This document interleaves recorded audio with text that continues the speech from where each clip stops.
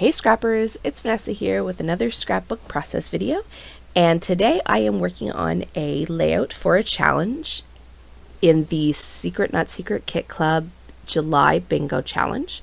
And this one was to use the red, white, and blue colors of 4th of July, as well as I believe there is a bonus point for if your photos were from the 4th of July. And so, of course, I went ahead and pulled out some photos from the 4th of July, and I am focusing on the red, white, and blue colors. The first thing that I'm doing here is I've taken some Distress Oxide ink in Faded Jean, and the other one is Candied Apple. And I'm just using the dry brush technique. I'm taking that dauber and I'm just putting it through the stencil. The pattern paper that I'm using is a thinner pattern paper, and I didn't want to gesso it or put any wet medium on it. So I'm just going ahead and doing just some ink using the dauber through this stencil. And it works out perfectly for this in that it gives me some interest on my background, but it doesn't warp my papers. So the next thing that I'm doing here is I'm just showing you the other pattern paper that I kind of pulled, and most of this is just from my scrap bin, so a lot of it is quite old, several years old, but I just went through and grabbed some red, white, and blue papers. And for June and July, I've been really trying to focus on using my tools, and so for this one I am primarily using punches. And so the first thing that I'm doing here is I'm taking 4 of those pattern papers that I showed you, and I'm just layering them up on how I think I want to layer them at the bottom of this layout. And so once I kind of figure out the order that I want to put everything in, I'm going to take both of those border punches. One's like a notebook edge and the other one is like a bracket edge, both older Fiskars punches, but they're 2 of my favorites. And so I'm just going to go ahead and on camera I'll actually punch 2 of them, and then the others I'll do off camera. And as I finish punching them, I'm just cutting the papers down because I'm layering them up underneath each other, and so I don't need a huge piece to go underneath each of the layers. So I'm kind of just cutting them down as needed. So this is the notebook punch that I'm using on the blue, and so once I do that, you'll see that I jump ahead and have all of the border papers cut. Now for this layout, I am getting 4 photos on this page, which is different for me. Usually I'm a 1 to 2 photo scrapper, and so it was kind of fun to put some extra photos on this page.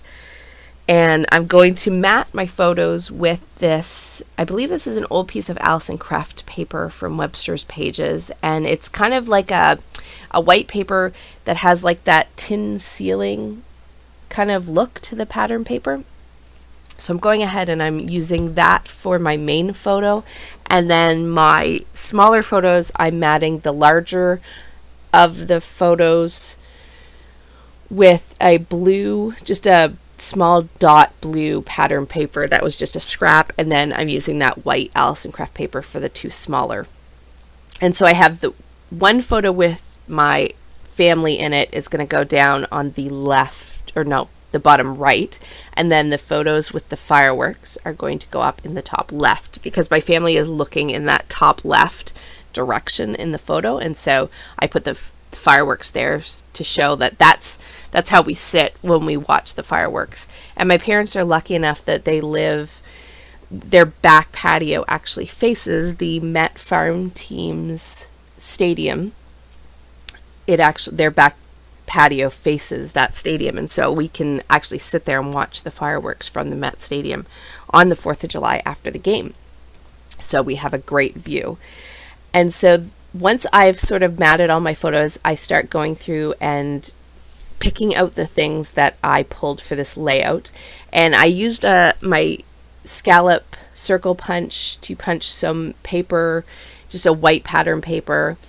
And then I'm taking a punched blue glitter star, and I'm putting those as on top of the white scallop circle, and those are kind of going to be just some little embellishments.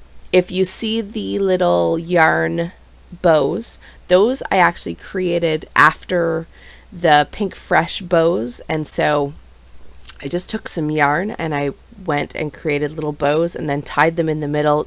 Mine are tied with silver twine instead of gold like the Pink Fresh, but they, in my opinion, look identical to the Pink Fresh, but because I have my own colors of yarn, I can make them in any color I want. So that was kind of nice to create some of my own embellishments for this layout.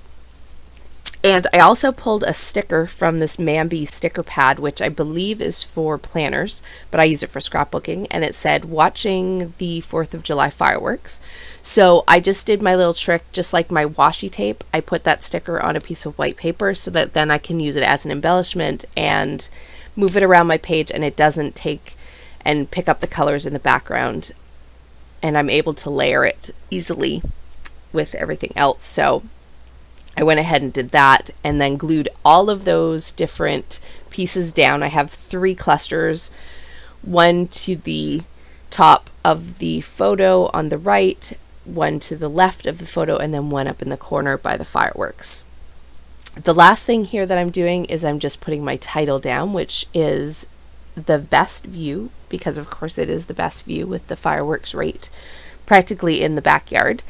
And so I'm just putting that down, and then the last finishing touch that's going to go on this layout are these little red, white, and blue stars that I'm going to put in each cluster, and that is going to complete this layout.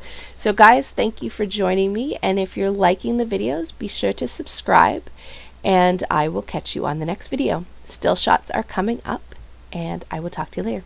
Bye bye everybody.